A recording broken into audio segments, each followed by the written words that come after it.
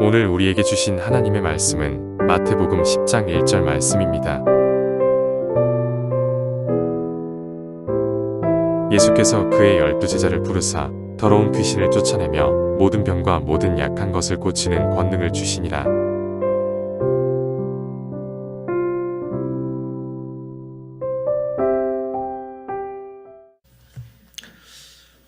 제가 연초부터 여러분에게 약속한 바와 같이 3개월 동안 우리가 제자도를 살펴보았습니다. 이제 다음 주는 성례주일, 마지막 주는 부활주일이어서 오늘이 제자도에 대한 마지막 설교가 되고, 그래서 저도 고민이 많았습니다. 어떤 말씀으로 이 제자도를 마무리 지을까 고민 끝에 선택한 본문이 이제 10장 1절 말씀인데요. 자, 10장 1절 말씀 우리 한번 읽어보겠습니다. 예수께서 그의 12제자를 부르사 더러운 귀신을 쫓아내며 모든 병과 모든 약한 것을 고치는 권능을 주시니라. 아멘. 아멘. 자, 10장 1절 말씀을 요약하면 예수님께서 권능을 주셨다. 누구에게요? 제자들에게. 예수님께서 제자들에게 권능을 주셨다입니다. 예수님께서는 어떤 권능을 제자들에게 주셨는가? 오늘 본문에서 세 가지로 이야기를 하고 있는데요. 첫 번째는 어떤 권능인 것 같습니까? 더러운 귀신을 쫓아내며 이렇게 되어 있습니다. 자, 귀신을 쫓아낸다는 말은 우리 한국교회가 부흥성장기 100여 년이 지나는 동안에 우리는 영적인 어떤 기이한 일들과 현상들을 많이 목격하거나 보았습니다. 또 듣기도 하였죠. 그래서 우리는 자기의 인격이 아닌 다른 인격에 의해서 지배당하고 어려움을 겪는 분들의 호소, 또 그것을 해결하는 교회의 능력을 보았어요. 자, 그런데 오늘 본문에서 말하는 더러운 귀신은 우리가 생각하는 어떤 영적 현상과는 조금 결이 다르고, 예수님께서 말씀하신 더러운 귀신을 쫓아내는 것은 사실 본질에 대한 이야기입니다. 여러분, 대다수의 이제 킹제임스 버전 NASB, NIV 대다수의 성경들은 이 본문을, 그리고 헬라어 원문도 이 본문을 뭐라고 말하냐면 unclean spirit 이렇게 말합니다. unclean spirit. 다시 말하면 깨끗하지 않은 영이라는 뜻입니다.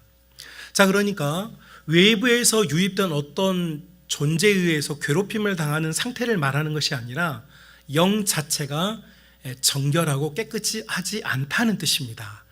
자, 이것을 보다 성경적으로 설명하면 이게 무슨 말이 되는 거냐면, 여러분, 예수님의 영이 없이는요, 인간의 영은 깨끗해지지가 않습니다.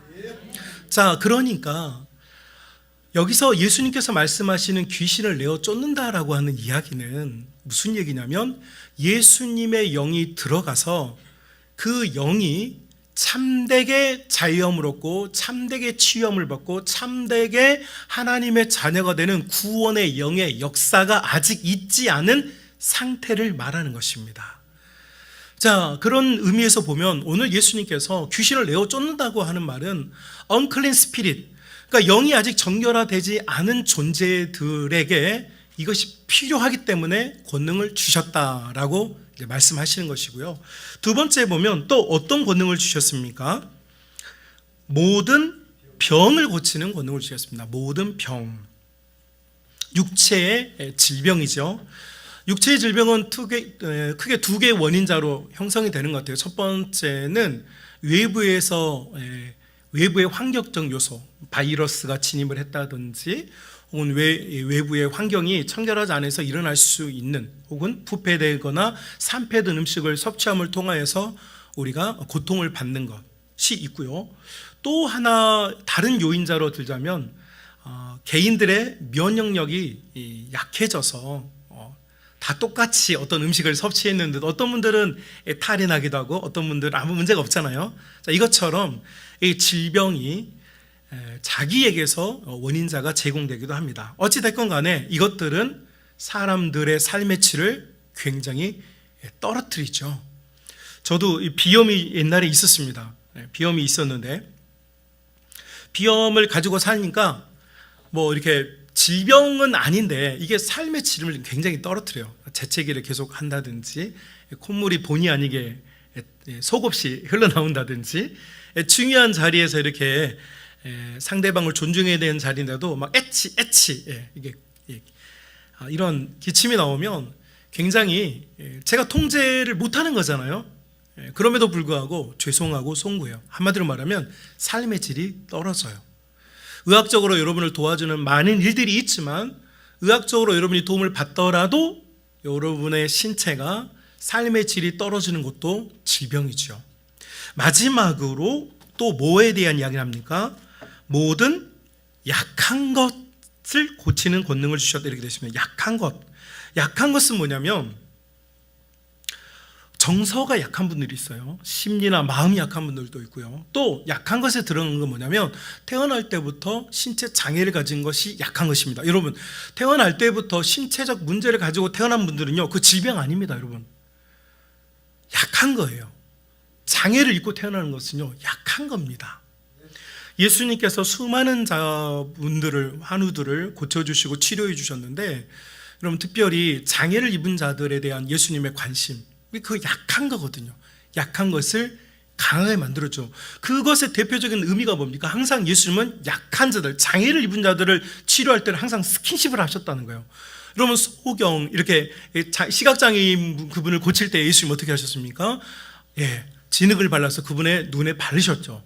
또 베드로와 요한이 또 예수님께서 이 다리에 장애를 가지신 지체 장애를 고칠 때 어떻게 합니까? 그분의 손을 붙잡고 일어나 걸으라고 그러잖아요.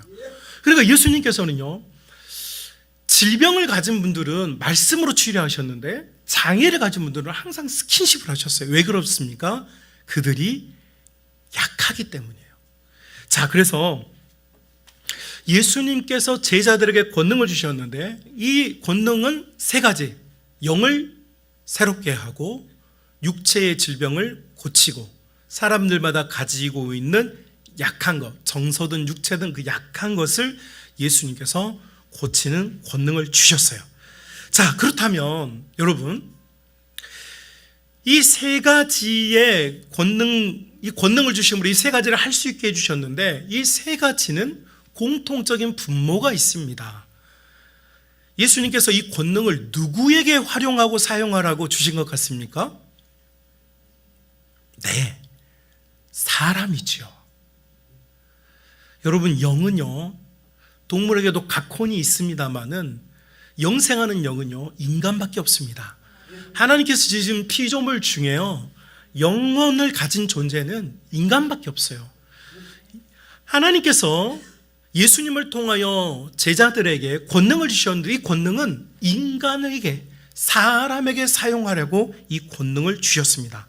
한마디로 말하면 예수님께서는 제자들에게 권능을 주실 때에 사람을 위해서 이 권능을 주신 것입니다. 자, 그런데 있잖아요, 오늘날 이 권능의 방향이 잘못된 것들이 너무 많아진 것 같아요. 영적인 세계가 흐려졌고요, 진리가 분별되지 않는 그런 환경에 우리가 너무 많이 노출돼 버렸어요. 그래서 예수님께서는 권능을 주셨는데 여러분에게 권능이 있다고 느끼십니까? 없다고 느끼십니까? 네, 여러분은 지금 머리로는 어떻게 대답할지 몰라도 여러분의 신앙 양심과 정서는 여러분에게 권능이 없다고 느껴요. 대다수의 성도분들이 나에게는 권능이 없다라고 솔직하게 고백합니다. 여러분, 권능은 교회를 오래 다녔거나 직분자이거나 때로는 목사 안수를 받았기 때문에 주어지는 것이 아닙니다.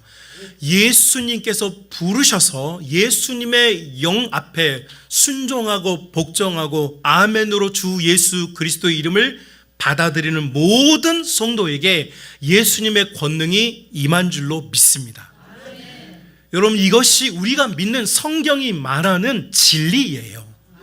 그런데 오늘날 우리는 우리의 무기력함 때문에 성도와 교회에게 권능이 없다라고 자꾸만 뒤로 물러나고 있는 거죠.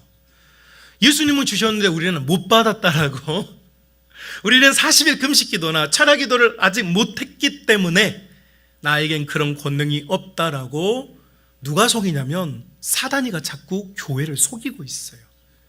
여러분, 아무리 연약한 존재여도요, 예수님의 영이 임재한 사람들은요, 이미 예수님의 권능이 임하였습니다.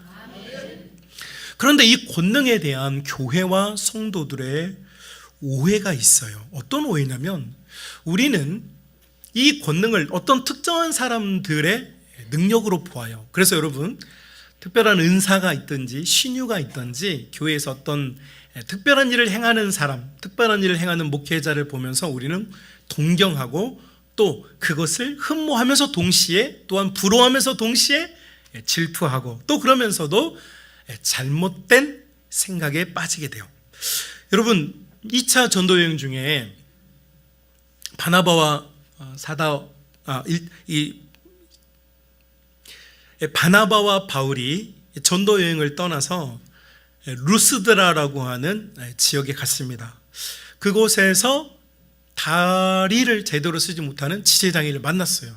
그때 이 바나바와 이 바울, 이 선교사분들이 그를 불쌍히 여겨서 예수님의 이름으로 그분을 고쳐주셨어요. 지체장애인이 고치를 받고 치유를 받은 거죠. 기적이 일어나게 됐어요. 자, 권능이 나타났습니다. 이 권능이 나타나니까 사람들이 반응을 보여요. 사도행전 14장 11절 말씀인데요, 같이 한번 읽어볼까요? 우리가 바울이 한 일을 보고 사람의 형상으로 우리 가운데 내려오셨다 하여. 자, 여러분 보십시오. 하나님의 권능으로 인하여서 어떤 사람이 치유함을 받았어요. 그분의 약함이 고침을 받은 거죠. 그럴 때 사람들이 보이는 반응이 뭐냐면, 신들이 사람의 형상으로 우리 가운데 내려왔다라는 표현을 쓰는 거예요. 사람들은 자기들이 경험하지 못한 초자연적인 일이 일어나면 이것은 사람의 일이 아니고 누구의 일이다? 신의 일이다 라고 해요. 그러면서 12절 볼까요? 12절 시작. 바나바는 제우스라고도 하고 바울은 그 중에 말하는 자이므로 헤르메스라 하더라. 아멘. 자, 이 사람들이 바나바와 바울을 뭐라고 평가하냐면 제우스라고 표현했어요. 여러분, 제우스는 지중해 근동에서 헬라 문화권에서 가장 위대한 신을 말합니다. 우리가 말하는 하나님을 그 사람들은 제우스라고 해요. 그러니까 하나님의 권능이 임하고 나니까 하나님이 높임을 받는 게 아니라 누가 높임을 받습니까? 그 권능을 행하고 있는 대리자인 사람이 높임을 받아요. 바나바와 바울이 높임을 받아요. 여러분, 이것이 지금 영이 혼탁한 시대에 교회가 이런 반응을 보이고 있단 말이에요. 여러분, 모든 천지 만물을 만드시고 우리 가운데 일하고 계신 하나님에게는 불가능이 없습니다. 모든 것이 가능합니다. 그런데 우리는 그 일을 행하고 있는 사람에게 집중을 한다는 거예요. 어떤 목사님, 어떤 목회자, 어떤 신유가 있는 어떤 사역자, 어떤 기도 많이 하는 권사님, 그런 결과를 통하여서 하나님 나라의 권능이 지금 어떻게 되냐면 교회와 성도들 사이에서 오해를 주고 있어요. 그리고 정말 안타깝게도 많은 권능을 행하는 분들이 자기 스스로 그 권능의 영향력을 취하고 자신의 것으로 가져가려고 하고 있고 실제로 그래 왔어요. 뭔가 지금 잘못돼 가고 있는 거죠. 그런데 여러분, 건강한 반응, 예수님께서 권능을 주셨을 때 그 권능에 대한 건강한 반응이, 여러분 14장 15절에 바울과 바나바가 이런 고백을 하고 있습니다. 한번 같이 읽어볼까요? 시작. 이르되 여러분이여 어찌하여 이런 일을 하는가? 우리도 여러분과 같은 성정을 가진 사람입니다. 여러분에게 복음을 전하는 것은 이런 헛된 일을 버리고 천지와 바다와 그 가운데 만물을 지으시고 살아계신 하나님께로 돌아오게 함입니다. 아멘. 자, 이것이 권능에 대한 건강한 반응이라는 거예요. 바나바와 바울은 주님에게서 쓰임을 받았어요. 그런데 사람들이 막 뜨거운 호응을 보내자 뭐라고 말한다면 여러분이 이런 호응을 보내는 것이 잘못됐기 때문에 여러분에게 이 권능을 보인 것입니다라고 말해요. 하늘과 땅을 지으신 모든 만물을 지으신 살아계신 하나님께서 이 일을 행하셨습니다. 이 하나님께 여러분을 돌아오게 하기 위하여서 권능이 나타난 것입니다. 여러분 이것이 건강한 반응이라는 거예요. 우리 교회들과 우리 성도들이 보여야 할 반응이에요. 여러분 권능은 우리를 위해 있지 않습니다. 권능은요 하나님의 나라와 복음을 위해 사용되어야 할 줄로 믿습니다. 그런데 오늘날 우리가 너무 믿음이 연약해졌어요. 우리가 너무 혼탁한 시대에 살아요. 영적으로 너무 혼탁한 시대에 살다 보니까 우리는 이 권능을 자꾸만 나에게 적용하려고 해요. 내가 쓰려고 해요. 나를 위해 사용하려고 해요. 나의 것으로 착각해요. 사랑하는 우리 믿음의 가정 여러분, 너무 당연한 때 자꾸 잊어버리는 진리. 예수님께서는 우리에게 권능을 주셨다. 왜요? 우리에게 사람에게 다가가서 사람에게 이 권능을 행하라고. 여러분 왜 권능을 행해야 합니까? 여러분 권능을 통하여서 하나님의 살아계심과 우주 만물을 창조하신 하나님의 영광과 은혜를 드러내기 위해서입니다. 사람이 드러나면 안 돼요. 하나님만 드러나야 될 줄로 믿습니다. 그런데 이 권능이 행하여지는 것도 중요해요. 이걸 행하는 사람도 마음의 텐션, 태도가 중요하지만 동시에 이 권능을 어디에 행할 것이냐는 거죠.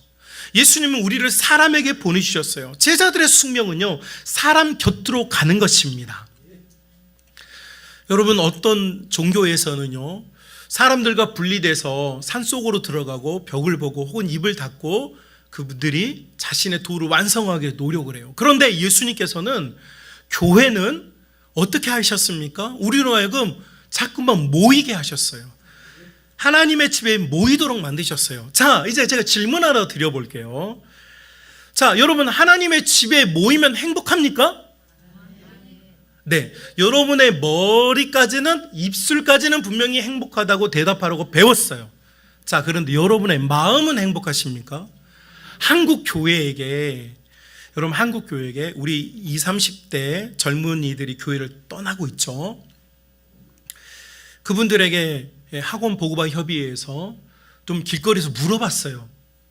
교회를 다닌 적이 있는 분들에게, 경험이 있는 분들에게 당신들은 왜 교회를 떠났습니까? 라고 하는 질문을 던졌더니 질문의 압도적인 대답이 뭐였냐면 교회 가면 짜증나고 화가 난다는 거예요. 교회 가면 짜증나고 화가 난대요. 여러분 왜 교회는 가면 짜증나고 화나는 곳이 돼버렸을까요? 여러분 교회는 있잖아요 의인들이 모여있지 않아요. 여기 1호 죄인부터 시작해서요 여기 모인 분들 다 죄인들이에요. 지금 자기가 죄인이라고 하는 사람들이 교회에 모여있거든요. 여기가 일종의 하나님 나라 교도소예요 지금. 그러니까 여러분 이 죄인들은요 입술이 거칩니다. 심령이 강팍해요. 여러분 못됐어요. 다 의인이 모여가지고 사람들은 착각합니다. 교회는 의인이 모이는 곳을 착각해서요 교회 오면 좋은 말만 하고 교회 오면 뭐 되게 좋은 일만 있는 줄 아는데 여러분 여기 하나님 나라 교도소에 다 모이는 이 죄인들이요 쓰다 달다 덥다 춥다부터 시작해가지고요 자기 하고 싶은 말 다 하고 그 말이 다른 사람에게 상처가 되는 줄도 모르고 막 다 해요. 여러분 그 말이 자기는 감정 표현인데 그 말을 듣는 사람에게는 우회적으로든 직접적으로든 고통을 가중시키기도 하고요 어려움을 치기도 해요. 뿐만이겠습니까? 여러분 교회 공동체 안에 인코어링, 다시 말하면요 교회 공동체의 핵심으로 들어가면 들어갈수록 시험거리가 많아져요. 교회 공동체에 보지 않았으면 은혜로울 일들, 차라리 안 들었으면 더 은혜로울 일들이 정말 많아요. 여러분 그래서 있잖아요 교회 공동체의 코어 집단, 교회를 이끌어가는 리더 집단에 들어가면 들수록 더 많은 심리와 정서 그리고 영적인 압박을 받아요. 여러분 그런데 우리 예수님께서는 그걸 다 알면서도 우리가 교회로 모이라는 거예요. 왜일까요? 교회에 모이는 이유가 있어요. 두 가지 은혜가 두 가지 이유가 있는데, 첫 번째는 있잖아요. 우리는 교회 공동체의 모임을 통해서 뭘 하게 되냐면 내가 죄인이라는 걸 알게 돼요, 여러분. 여러분, 우리는 교회 공동체에서 수많은 죄인들을 봐요. 말 함부로 하는 죄인, 못된 죄인, 뭘 훔치는 죄인, 함부로 쓰는 죄인, 막 낙심한 죄인, 막 사람 괴롭히는 죄인, 수많은 다양한 죄인들을 봐요. 그래서 여러분 힘들잖아요. 교회 그냥 가만히 왔다가 목사님 강대상에서 뭐 아름다운 찬양팀, 멋진 찬양팀, 아름다운 이 찬양 성가대, 아름다운 하모니를 듣고 목사님 그럴싸한 멋진 메시지를 듣고 뭐 축도받고 싹 나가는 성도는요, 괴로움이 없어요. 여러분 누리잖아요, 누려. 그런데 교회 공동체 안에 들어오면 들어올수록 우리 예수님은 성도들을 교회 공동체의 코어까지 핵심 가루지로 막 끌어당기시는 분이신데, 왜 끌어당기냐면 들어올수록 뭘 보느냐? 내가 죄인이라는 걸 깨닫기 때문이에요. 저 사람이 못됐구나, 저 사람이 잘못됐구나, 저 사람이 그런 생각을 가졌구나가 아니에요. 그걸 보면서 우리가 진짜 깨닫는 게 뭐냐면, 야, 나 진짜 죄인이구나라는 거예요. 나 진짜 죄인이구나. 저 사람 저렇게 하는 거 보니까 나는 저 사람보다 더한 사람이구나. 나 진짜 죄인이구나. 여러분, 그래서요, 교회 안에 들어올수록 교회 안으로 들어와서 떠나버린 분들이 있는데, 이분들은요 뭘 못 본 거냐면 자기가 죄인인 걸 못 본 거예요. 나는 깨끗하고 의로운데 저 사람만 더럽다고 생각하니까 뛰쳐나가는 거예요, 여러분. 그런데 여러분, 예수님께서는요 우리를 십자가로, 그의 피 흘리신 십자가 골고다 언덕 우리를 부르실 때는 뭘 느끼게 하시냐면, 뭘 느끼게 하겠어요? 네가 죄인이라는 걸 깨닫게 하시는 거예요, 여러분. 이게 은혜란 말이죠. 우리가 진짜 느껴야 하고 우리가 진짜 받아야 할 은혜가 뭐냐? 내가 죄인이라는 걸 다시 매일매일, 매주마다, 매 예배 시간마다 느끼는 거예요. 여러분에게 양심의 가책을 받게 하고 여러분의 뭔가 행동을 잘못됐다고 책망하는 그거 아니에요, 여러분. 이것과는 다릅니다. 완전히 결이 달라요. 구원의 회개는 있잖아요. 내 영혼이 완전히 하나님 앞에서 구원받을 만한 아무 조건이 없는데 나를 불러주셨다고는 나의 처절한 죄성에 대한 보인, 이것이 진짜 은혜라는 말이에요. 두 번째, 우리를 교회로 자꾸만 모이게 하고 계속해서 교회 중심으로 우리를 끌어당기는 이유는요, 여기서 하나님의 은혜를 만나게 되는 거예요. 죄인인 내가, 부족한 내가, 함부로 사는 내가, 입술이 통제가 안 되는 내가, 마음씨가 삐뚤어진 내가, 그럼에도 불구하고 우리 하나님께서 당신의 독생하신 아들을 나를 위해 보내주셨다라고 하는, 여러분, 십자가 복음이 보이는 거예요, 여러분. 그 은혜가 보이는 것입니다. 그래서 우리 예수님께서는요 교회와 성도들이 자꾸만 모이게 만들어요. 여기서 자꾸 부딪히게 만들어요. 우리의 모난 마음, 깨어져야 될, 부서져야 될 이 못된 심리와 정서와 영적인 상황들이 이곳에서요 막 부딪혀가지고요, 여기서 막 스파크가 일어나고, 여기 와서 스파크가 일어나가지고 막 깨지고 고통받고 마음도 쓰라리지만, 쓰라린 이곳에서 우리는요 복음을 발견하는 것입니다. 그러니까 여러분, 좋은 설교 들었다고 은혜 받는 게 아니에요, 여러분. 제가 서울에서 목회할 때에 참 대형 교회에서 목회하지 않았습니까? 실제로 아무리 대형 교회도요 법칙이 있습니다. 결국 10분의 1이 교회의 코어가 돼요. 나머지 분들은요 그냥 누리는 거예요. 예배당을 지을 때도요 10분의 1이 자식의 전재산 들여서요 예배당 짓습니다. 나머지는 뭐 하느냐? 그냥 누리는 거예요, 누려. 여러분, 교회 건축하고 헌당할 때까지 많은 시간들이 교회들이 소비를 합니다. 많은 기간이 걸리죠. 근데 그 시간에 헌금하는 분들 누군지 아십니까? 교회 코어들이 합니다. 나머지 분들은요 그런데 관심 없어요. 어차피 자기는 짐 싸서 도망가면 땡이거든요. 더 좋은 건물 있는 교회 가면 땡이거든요. 더 젊고 설교 잘하는 목회자가 어디 교회 왔다 가면 땡이거든요. 그래서 그런 거 안 해요, 여러분. 그런데 우리 예수님께서는요 이렇게 만나면 서로 힘들고, 이렇게 만나면 서로 괴로운데 우리를 교회로 부르셔서 우리를 사람에게 보내신 줄로 믿습니다. 내가 좋아하는 사람, 내가 말통하는 사람들에게 보낸 게 아니에요. 여러분, 우리는 요나라고 하는 선지자를 알고 있습니다. 이분은 사람들에게 보냄을 받았죠. 그런데 어떤 사람들에게 보냄을 받았냐면, 자기 민족을 괴롭히고 자기 민족에게 고통을 주는 사람들, 당시에는 아시리아였고 현재는 시리아인데 거기에 수도였던 니느웨 사람들에게 하나님께로부터 보냄을 받았습니다. 피하고 싶었지만 결국 니느웨에서 하나님의 메시지를 전달하게 되었어요. 자, 이때 여러분 정말 이 거친 사람들을 만나서 이 힘든 사람들에게서 복음을 전했는데 궁극적으로는 하나님 나라의 목표가 성취가 돼요. 어떤 반응이 일어났냐면 여러분 요나서 우리 3장 5절 말씀 한번 볼까요? 요나서 3장 5절 말씀 우리 한번 같이 읽어봅시다. 느느웨 사람들이 하나님을 믿고 금식을 선포하고 높고 낮은 자를 막론하고 굵은 베옷을 입은지라. 아멘. 자, 여러분 요나라고 하는 이 메신저를 통하여서 적성국가입니다. 이스라엘이 나중에 722년에 이 아시리아한테 결국 나라가 망해버려요. 사마리아 성이 불타버리고 사마리아 수많은 북이스라엘 사람들이 다 강제 이주를 가야 돼서 여러분 북이스라엘 땅에 더 이상 이 이스라엘 사람들 히브리인들이 살지 못하게 됐어요. 그 정도로 악독한 사람들이에요. 그런데 이 사람들에게 가서 메시지를 전했어요. 이때 하나님께서 하실 일을 하셔요. 그 사람들조차도 회개하고 변화시키는 거예요. 여러분. 불가능해 보이는 그곳에서도요 하나님은 일하시는 거예요. 그런데 요나는 있잖아요. 요나의 관점은 조금 달랐어요. 자, 3장 5절에서는 하나님께서는 그 사람들을 변화시켰는데 4장 5절에서는 똑같은 5절인데 요나의 반응은 이렇습니다. 4장 5절 말씀 우리가 같이 한번 읽을 거예요. 시작. 요나가 성읍에 나가서 그 성읍 동쪽에 앉아 거기서 자기를 위하여 초막을 짓고 그 성읍에 무슨 일이 일어나는 것을 보려고 그 그늘 아래 앉았더라. 아멘. 여러분 시각의 차이가 느껴지십니까? 하나님께서 바라보는 세상은요 구원의 대상이에요. 아무리 악하고 아무리 나쁜 사람들도요 하나님께서는 그들을 하나님께 살아가고 선택한 자들을 구원하시려고 해요. 그런데 요나가 바라보는 세상은요 멸망의 대상이에요.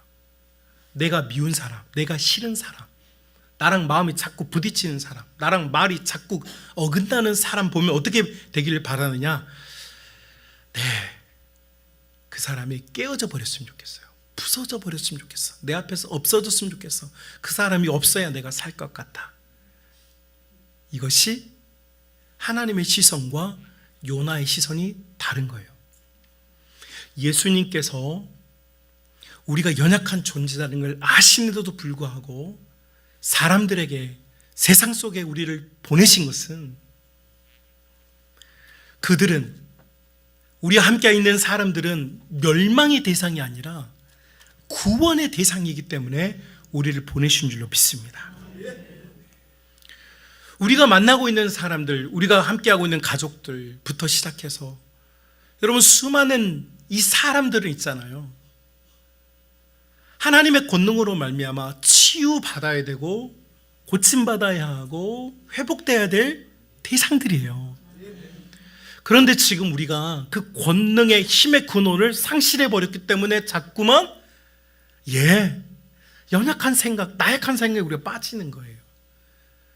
여러분 우리 교회에게 하나님께서 힘을 주신다면 그 힘을 어디에 써야 되겠습니까?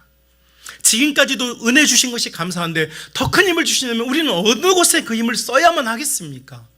여러분 제가 일부 예배 때 예를 하나 드려드렸습니다. 여러분에게 한 500만 원 정도의 꽁돈이 생긴다면 그걸 어디에 쓰고 싶냐고 물었어요. 아이들에게는 500만 원이라는 금액이 와닿지 않았는지 제가 5만 원이라고 말했더니 글쎄요라고 고개를 갸우뚱했어요. 제가 젊은 여집사님들에게 물었습니다. 어디에 쓰겠냐고 그랬더니 여집사님 4분에게 물었는데 4명 다 샤넬 백을 사겠답니다. 네. 자, 여기 계신 우리 2부 예배 드리는 성도님들, 여러분에게 꽁돈 500만 원이 생기면 어디에 쓰고 싶으세요? 자, 여러분이 로또에 당첨되지 않는 이유가 여기 있습니다. 여러분은 계획이 없어요. 저는 로또가 당첨될 가능성이 굉장히 높습니다. 왜냐하면 저는 계획이 있거든요. 저는 아마 당첨될 겁니다. 100년 안에 분명히 될 거예요. 근데 여러분은 1000년 안에도 안 돼. 계획이 없잖아요, 여러분. 계획이 없는 사람은 하나님은 주지 않습니다. 아유, 안 됐어요, 여러분. 자, 500만 원이 있다면 여러분 어디다 쓰겠습니까? 어떤 분들은 뭐 가전제품 혹은 뭐 차량을, 어떤 분들은 뭐 너무 옷이 이렇게 좀 그런데 좀 바꿔볼까?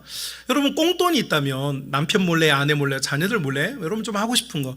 근데 여러분 지금 이 예배 들으신 분들 대부분 또 이렇게 모아놨다 우리 손주 줘야지, 모아놨다 우리 아들 줘야지, 이런 생각. 사랑합니다. 자, 여러분 우리가 정말 여분에 우리가 유용할 수 있는 것이 생긴다면 우리는 결국 다 어디다 쓰냐면 나가 필요한 곳에 써요. 우리 가족이 필요한 곳에 쓰고자. 좋은 생각입니다. 멋진 생각입니다. 그런데 이것은 권능이 없는 자들도 그렇게 한다는 거예요. 예수님께서 500번이라는 권능을 내게 주셨어요. 여러분 보이지 않는 어떤 영적인 힘만 권능이 아닙니다. 물질도 권능이에요. 시간도 권능입니다. 그런데 이것이 어디를 향하고 있느냐가 사실은 내 진짜 상태라는 말이에요. 내게 이런 재정이 생긴다면 내가 생각했던 그 아이 좀 도와주고 싶다. 그 아이네 가정 내가 참 아이가 학교를 다니는데 좀 어려운 것 같더라. 내가 한번 등록금은 대줘야 되겠다. 여러분 이런 마음이 있어야 되는데 우리는 항상 내 아들, 손주, 뭐 나녀도 다 잘 돼, 이런 마음에 빠져 있기 때문에 교회가 권능을 잃어버린 거예요. 여러분 인생은요 한 발자국만 떨어져서 바라보면요 정답이 보입니다. 주님께서 제자들을, 우리를 부르신 목표가 있어요. 여러분 예수님께서는 우리에게 권능을 주실 때 사람에게 가라고, 사람을 위해 사용하라고 권능을 주셨습니다. 요나도 중요하지요. 하나님께서 얼마나 요나를 아끼셨습니까? 태풍 속에서도요, 바다에 빠져있는 요나를요, 태풍 속에서도요, 하나님은 그분의 손으로 어루만져서 물고기 뱃속에서요 생존하게 하셨고 그를 살려내셨어요. 여러분 우리가 성경을 너무 쉽게 읽지만 니느웨라는 데가 어디입니까? 여러분 이스라엘과 적성국가, 전쟁하는 국가입니다. 여러분 제가 이렇게 한국말 쓰면서 북한에 가가지고 여러분 한국말 쓰면서 이렇게 대한민국 언어 사용하면서 여러분 회개하십시오. 여러분 변화되셔야 합니다. 예수님 믿어야 구원의 길이 있습니다. 여러분 제가 이렇게 평양시내 지나가면 제가 생존 가능성이 몇 프로나 되겠습니까? 그런데 요나가 그 니느웨 성을 3일 동안 걸어 다녔는데 아무도 요나를 때리거나 해하지 않았어요. 왜일까요? 하나님의 보이지 않는 손이 요나를 보호하고 있기 때문이에요. 여러분 우리도 마찬가지 아닙니까? 우리는 그런 사랑 받아요. 또 요나가 믿음이 하나도 없어가지고 언덕 위에 올라가서 이 백성이 어떻게 되나? 열받아. 얘네들 다 망했으면 좋겠어. 이렇게 정말 믿음 없는 말하고 믿음 없는 행동할 때 하나님께서 그를 버린 것이 아니라 박넝쿨을 통하여서 그를 위로해 주잖아요. 요나야 덥지, 고생했다, 사흘 동안 너가 나 대신 내 목소리를 네가 내줘서 고맙다라고 박넝쿨을 제공하는 분이에요. 요나가 중요하지 않은 게 아니에요. 하나님 요나가 중요해요. 그래서 요나를 보호하고 요나를 사랑하세요. 하지만 요나만 중요한 게 아니란 말이에요. 요나처럼 말 못 알아먹고, 요나처럼 고집 세고, 요나처럼 마음대로 사는 사람들이 세상에 너무 많다는 거예요. 나의 구원 얻을 자가 너무 많고, 내가 구원해야 될 자, 이 성읍에 그런 사람이 너무 많다는 거예요. 우리 광주광역시에, 우리 나주시에, 전남도에 수많은 구원받을 자가 너무 많다는 거예요 지금. 그런데 우리는 내 문제, 내 상황에만 매여 있으면 어떻게 되냐? 권능이 없는 것처럼 느껴지는 거예요. 예수님은 권능을 주셨는데 우리는 왜 없다고 느끼느냐? 권능이 쓰여질 곳에 우리가 있지 않기 때문이죠. 그곳은 어떤 곳입니까? 사람들이, 그 영들이 아직 정화되지 않아서, 예수님 믿지 않아서 아직 자연인으로 살아가는, 살아는 있어도 영은 죽어있는 그들, 육체의 질병 때문에 고통받고 있고 슬퍼하는 이들, 또 태어나면서부터 정서와 심리와 신체가 불안정해서 도움이 필요한 분들, 여러분 그들 모두에게 우리 예수님이 필요합니다. 예수님은 제자들을 부르실 때에 사람들을 위하여서 제자들을 불러주셨습니다. 여러분 제시 노먼이라는 분이 계십니다. 제가 정말 좋아하는 평상시에도 제가 클래식을 참 사랑하고 많이 듣는데 이 제시 노만이라는 분이 오페라 가수이신데 참 좋아하는 분입니다.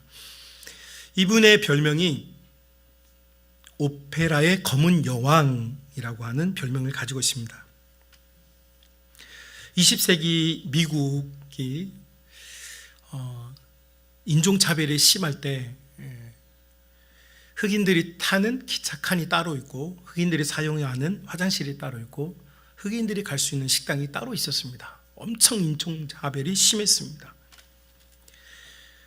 그때 이 제시 노먼이라고 하는 이 흑인 여성이 여러분 카네기 홀에서 공연을 하게 됩니다. 카네기 홀은 있잖아요. 아무나 신청해서 하는 곳이 아니고 누군가 나는 이곳에서 공연을 하고 싶습니다라고 신청을 하면 있잖아요. 평가단이 이분은 그런 사회적 명성이 있는지 실력이 있는지 우리 카네기 홀의 명예에 누가 되지 않는지를 다 평가를 해서 저 같은 사람이 어플라이를 하잖아요. 안 됩니다. 근데 제시 노만은 흑인인데도 불구하고 최초로 여성 흑인이었던 이 제시 노만이 이곳에서 공연을 하게 된 그런 기록을 가진 분이에요. 정말 대단한 분이에요. 그런데 이분이 이렇게 성공한 분이 이런 말을 남겼어요. 여러분 귀담아 들어보셨으면 좋겠는데요. 이런 말을 남겼습니다. 성공하기 위해서는 야망과 재능 이상의 것이 필요합니다. 그것은 바로 사랑과 소명입니다. 여러분 제시 노먼이 리사이틀 이렇게 사람들을 모아놓고 이렇게 공연을 할 때 그분이 너무 좋은 소리를 가진 분이고 실력도 좋은 분인데 그분이 이 리사이틀의 항상 마지막 곡이 뭐냐면 찬송가 305장입니다. 원어로는 어메이징 그레이스고 우리 한국어로 번역으로는 나 같은 죄인 살리신입니다. 저는 우리 찬양팀에게 언지를 한 적도 없는데 오늘 콘티에 이 곡을 넣었더라고요. 저 깜짝 놀랐습니다. 저 깜짝 놀랐어요. 사람들이 그분의 리사이틀의 마지막 곡을 듣기 위해서 사실은 리사이틀에 참석을 한다고 합니다. 왜일까요? 어메이징 그레이스 우리 한번 불러볼까요? 찬송가 305장인데요.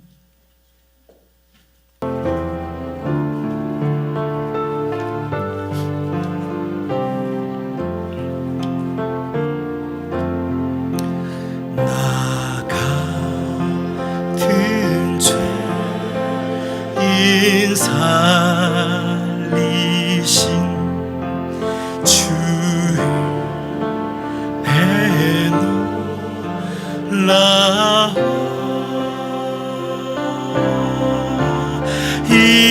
잃었던 생명 찾았고 광명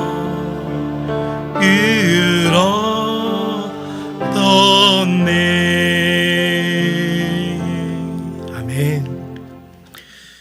여러분 이 노래를 듣기 위해 사람들이 모인 이유 한 가지입니다. 사람들은요 자신들의 영혼을 구원할 갈증을 느끼며 살고 있기 때문입니다. 그 답이 뭔 줄 몰라서 돈을 찾고 생활을 찾고 가족을 찾고 여러 가지를 찾고 있지만 영혼의 갈증은요 예수 그리스도를 만날 때만 해결이 되는 것입니다. 사람들이 지치고 낙심하고 사회적으로 성공한 사람들도요 이 제시 노먼의 이 리사이틀에 참석한 이유는 제시 노먼이 불러주는 이 어메이징 그레이스를 들으면서 자신의 영혼 속에 진정한 구원은 예수님의 구원밖에 없다는 사실을 다시 한번 일으키기 때문입니다. 여러분 제가 최근에 읽은 이 뉴스 기사에 이런 험악한 기사가 나왔습니다.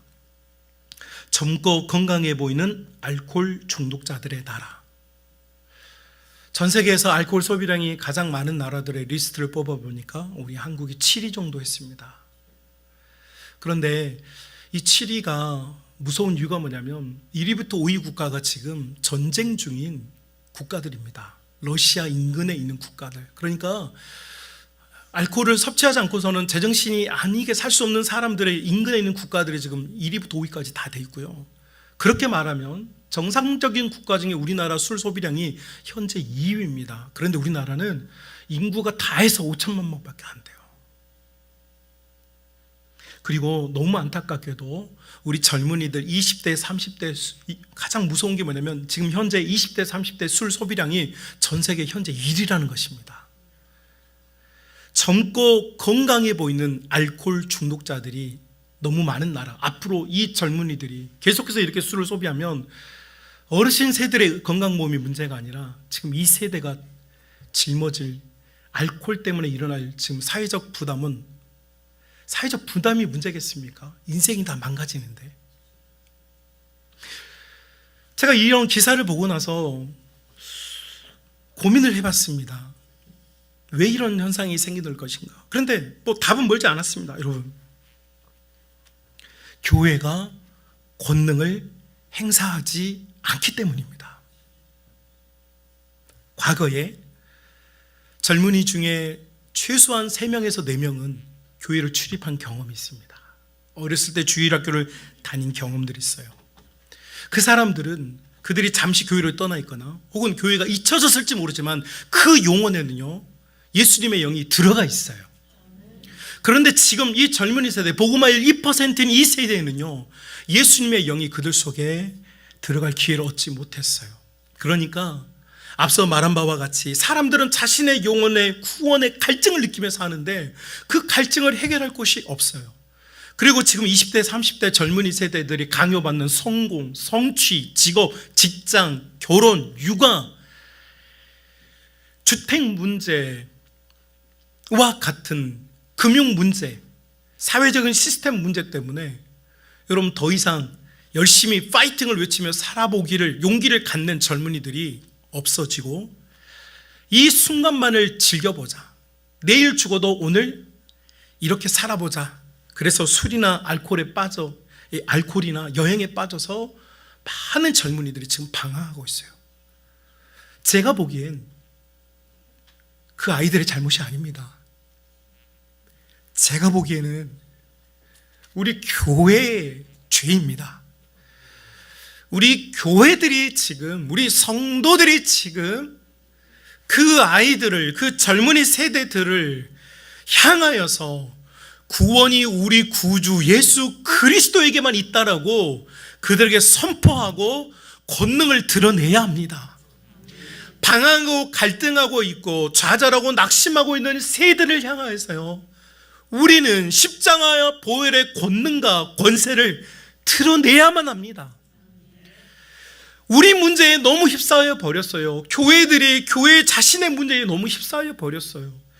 교회들이 교회 공동체 내부에서 심적인 갈등 문제에 휩싸여 버렸어요. 마귀가 가장 좋아하는 전략이에요. 너희들끼리 다투어라. 목회자와 당회가 싸우고 성도와 당회가 싸우고 성도가 성도끼리 싸워라. 도대체 우리의 적은 누구입니까? 진짜 싸워야 될 대상은 누구입니까? 왜 우리는 우리의 문제를 해결하기 위해서 이렇게 엄청난 에너지를 소비하고 있습니까? 교회가 하나 되어서, 목회자와 교회가, 여러분 당회가 하나 되어서, 성도들이 하나 되어서 온 세상을 향한 모든 열방과 민족과 백성과 방언 중에 예수 그리스도만이 유일한 구원자이심을 우리는 선포하고 전해야 될 의무와 사명과 권능이 우리에게 있는 줄로 믿습니다. 지금 우리는 이 제자도로 무장을 해야 합니다. 권능이 여러분에게 있지 않는 것이 아닙니다. 권능이 있음에도 불구하고 이 권능을 우리는 잊어버린 것입니다. 잊혀진 권능인 것입니다. 그래서 저는 여러분과 함께 깨어나기를 원합니다. 지금까지 우리 교회를 사랑해 주셔서 우리 교회에 힘을 붙여주셨습니다. 마른 뼈와 같은 우리 교회에게 우리 하나님께서 근육을 붙여주시고 살을 붙여주시고 뼈와 혈관과 여러분 근육을 붙여주셔서 우리가 살아있는 군사가 되게 주셨습니다. 하나님의 마하나임이 되게 주셨습니다. 그런데 우리가 여전히 조금 더 건강했으면 좋겠다, 조금 더 우리가 행복해졌으면 좋겠다, 우리의 군수 물품이 더 풍족해졌으면 좋겠다라고 우리가 망연자실하게 우리가 우리 스스로를 책망하며 있다면 우리 주님은 너무 답답하실 겁니다. 우리는 하나님의 군대입니다. 우리에게 주신 이 권능을 가지고 나아가야 합니다. 사람들은 기다리고 있습니다. 영혼들은 기다리고 있어요. 여러분, 사람들이 한국 사회가 우리를 배척하는 것 같죠? 우리를 미워하는 것 같죠? 여러분, 왜 배척하고 미워합니까? 기대감 때문에 그랬습니다. 기대감이 없는 사람은요, 여러분, 우리가 어떤 참 이렇게 뭔가 없는 사람에게 기대하는 게 없어요. 그런데 교회라면 우리를 바꿔줄 수 있을 거라고 기대를 했는데, 교회가 썩어버리고 교회가 권능을 잃어버리니까 저 사람들이 우리를 향해서 아우성치는 겁니다. 교회여, 힘을 내서 권능을 우리에게 행사해 달라. 우리를 믿음의 길로 인도해 달라. 우리를 살려 달라. 내 영혼이 귀신에게서 자유함을 얻게 해 달라. 나의 육체의 문제를 당신들이 해결해 달라. 나의 연약함을 당신들이 해결해 달라. 여러분, 온 세상이 지금 아우성치고 있어요. 한국 사회가 우리를 향하여 아우성치고 있어요. 그런데 여러분, 우리는 그들이 아이가 꼭 아빠에게 아빠 미워한다고 그래서 아이가 아빠가 미운 게 아니잖아요. 여러분, 아이는 그렇게밖에 말할 수 없으니까 그렇게 말하는 거예요. 사회가 그렇게 말할 수밖에 없는 능력이 없으니까 그렇게밖에 말 못하는 거예요. 교회는 오해하면 안 돼요. 착각하면 안 돼요. 사회가, 대한민국이, 사람들이, 언론이 우리를 무시하는 것 같고 폄하하는 것 같고 우리가 아무것도 아니라고, 우리가 다 썩어버렸다고 말하는 것 같아도요, 우리 하나님은 살아계십니다. 예수 그리스도의 복음은 절대 퇴색되지 않습니다. 여러분, 우리가 권능을 나타내기를 지금 기다리고 있단 말이에요. 내가 권능대로 살기를 기다리고 있어요. 여러분의 가족들이, 여러분의 자녀들이, 우리가 함께하는 사람들이, 여러분과 직장 생활하는 분들이, 우리 사회가, 이 지역 사회가 지금 기다리고 있어요. 우리가 교회 다음의 권능을 갖는 것, 우리가 성도 다음의 권능을 받는 것, 이것으로 우리가 일어나야 돼요. 본문으로 돌아오면 예수님께서 제자들에게 권능을 주셨습니다. 이유는 한 가지입니다. 사람들을 자유롭게 하고 치유하고 그 삶을 회복시키라고. 우리가 교회로 모여있는 이유는 우리끼리 잘 먹고 잘 살자, 그 교회는 반드시 망합니다. 여러분, 그런 교회는 예수님의 영광이 없기 때문에 망합니다. 우리끼리 백날 천날 행복하면 뭐합니까? 예수님의 영광이 떠난 교회는 아무 희망이 없습니다. 우리가 조금 어려워도, 우리가 조금 괴로워도, 우리가 조금 뭔가 결핍이 있어도 권능을 가지고 나아갈 때에 하나님의 나라가 불일 듯 일어나는 것입니다. 그래서 요한 묵시록에서 말하는 것처럼 모든 민족과 백성과 방언들 중에 어린 양을 찬양하는 놀라운 노랫소리가 들리게 하는 것, 이것이 우리의 꿈이어야 된단 말이지. 이게 우리 교회의 꿈입니다.